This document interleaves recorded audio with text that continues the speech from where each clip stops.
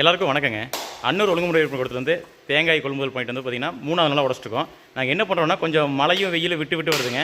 அதனால் என்ன பண்ணுறோன்னா மதியம் வந்து பார்த்திங்கன்னா ஒரு 1:15 1:30 வரைக்கும் தான் உடைக்கிறேங்க. அதுக்கப்புறம் வந்து பார்த்திங்கன்னா மதியத்துக்கு மேலே உடைக்கிறது இல்லைங்க. ஏன்னா மதியத்துக்கு மேலே மோடமாயிருதுங்க.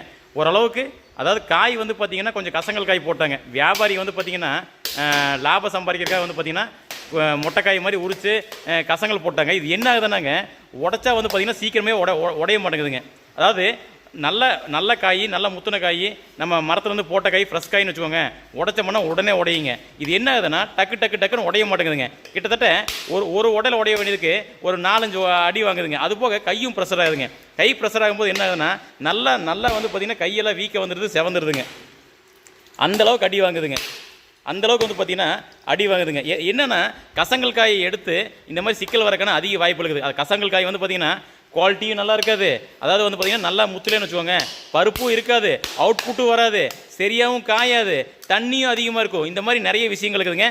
தயவுசெய்து கொப்பரை தொழில் ஆரம்பிக்கிற புது தொழில் முனைவோராக இருந்தீங்கன்னா இல்லை ஆரம்பிக்கலான்னு இருந்தீங்கன்னா கண்டிப்பாக நம்ம பதிவுகளை பாருங்கள். கண்டிப்பாக வந்து பார்த்திங்கன்னா உங்களுக்கு பயனுள்ள தகவலாக இருக்கும். ஏன்னா நாங்கள் வந்து அனுபவப்படுறோம், என்னென்ன அடி வாங்குகிறோம், என்னென்ன தப்பு பண்ணுறோம், என்னென்ன மிஸ்டேக் பண்ணுறோம், என்னென்ன தவறு நடக்குது, மார்க்கெட்டில் எந்த மாதிரி இருக்குது, எந்த மாதிரி வந்து பார்த்திங்கன்னா வணிகர்கள்லாம் இருக்காங்க அப்படின்னு சொல்லி. வணிகர்கள்லாம் இருக்காங்கன்னு சொல்லி இல்லைங்க. இந்த மாதிரி வந்து பார்த்திங்கன்னா இப்போ ஒரு 1500 கிலோ வாங்கிட்டு வந்திருக்கோம். இந்த 1500 கிலோ வாங்கிட்டு வந்து பார்த்திங்கன்னா கசங்கல் போட்டு கொடுத்துட்டாங்க. கசங்கல் போட்டு கொடுத்தாங்கன்னா நமக்கு நிறைய வந்து பார்த்திங்கன்னா அவுட்புட் வராது. நல்லா முத்தின காய் தான் அவுட்புட் வருங்க. இது பார்த்தீங்கன்னா கசங்கல் காய் பாருங்கள், தண்ணி ஊற்றி வச்சு பூசணமே பிடிச்சிருக்குதுங்க. தண்ணி ஊற்றி வச்சு கசங்கல் போட்டனால பூசணமே பிடிச்சிருக்குங்க. இந்த காயை உடைச்சோம்னா ஒன்றுமே இருக்காதுங்க. பாருங்கள், உங்களுக்கு உடச்சி காட்டுறேங்க. பாருங்கள் எப்படி இருக்குது பாருங்கள், கசங்கல் போட்ட காய் எப்படி இருக்குது பாருங்கள். இந்த மாதிரி எத்தனை வந்திருக்கு பாருங்கள், இந்த மாதிரி எத்தனை வந்திருக்கு பாருங்கள்.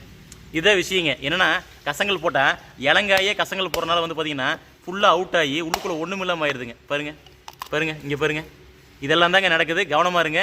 அதாவது பார்த்திங்கன்னா 2 ரூபா சம்பாதிக்கிறதுக்காக சின்ன வியாபாரி பண்ணுற வேலை உண்மையாலுமே தொழில் பண்ணணும் கொப்பரை உற்பத்தியாளருக்கும் எண்ணெய் உற்பத்தியாளருக்கும் பாதிப்பாதுங்க இதெல்லாங்க. அதனால் கண்டிப்பாக கவனமாக இருங்க. அதாவதுங்க கசங்கல் காயில் உடச்சி 1 அடி 2 அடியில் உடையிறது வந்து பார்த்திங்கன்னா தேங்காய் உடையவே மாட்டேங்குதுங்க. பாருங்கள், அப்பா பாருங்கள் எத்தனை வாட்டி உடச்சிருக்காரு, உடையவே மாட்டேங்குதுங்க. அவ்வளோ லேட் ஆகுது. அப்படி ஆகும்போது என்ன ஆகுதுன்னா கைக்கு வந்து நிறைய கை வந்து நிறைய தாங்குதுங்க. அப்படி தாங்கும் போது என்ன ஆகுதுன்னா நீங்கள் 2 நாள் உடைக்கிற மாதிரி ஆயிடுதுங்க. ஒரு நாள் உடைக்கிறதேங்க உடச்சி முடிய போகுதுங்க. இன்னொரு 3 நாள் ரிசல்ட் தெரியும். இந்த கசங்கல் காய் உடைக்கிறது வந்து பார்த்திங்கன்னா எங்களுக்கு முதல் அனுபவங்க. அதுவும் தெரியாமல் நடந்தது. மார்க்கெட்டில் கருப்பு காய் எடுத்துகிட்டு வந்து அது கசங்கலாக போயிருக்கு. அது வந்து பார்த்திங்கன்னா பெரிய குட்டில் உள்ளுக்குள்ளே என்னக்குன்னு தெரியாமல் எடுத்ததுங்க. கண்டிப்பாக இந்த பதிவு வந்து நான் உங்களுக்கு ஒரு 3 நாள் கழிச்சு போடுறேங்க. நன்றிங்க.